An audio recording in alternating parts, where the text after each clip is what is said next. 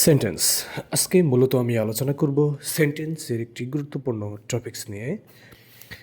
সেটি হচ্ছে sentence structure wise কত প্রকার ও কী কী সে বিষয়টি।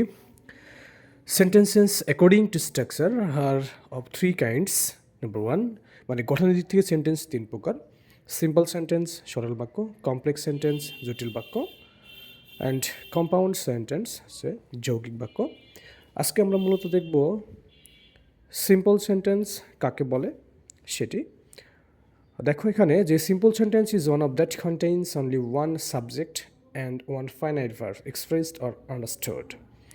সিম্পল সেন্টেন্সে একটিমাত্র সাবজেক্ট এবং একটিমাত্র ফাইনাইট ভার্ব বা সমাপিকা ক্রিয়া থাকে। অবশ্যই এখানে এর কোনো অংশ কখনো উজ্জ্ব থাকতে পারে।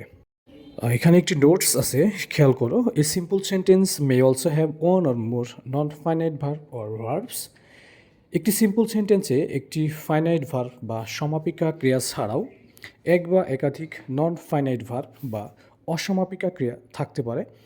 যেমন he goes to school to read and write, এখানে এই যে to read non finite verb. Going home, এখানে কিন্তু গোয়িং হচ্ছে নন ফাইনাইট ভার্ব। এই ছিল মূলত সিম্পল সেন্টেন্স এর বিষয় সম্পর্কে বিস্তারিত আলোচনা।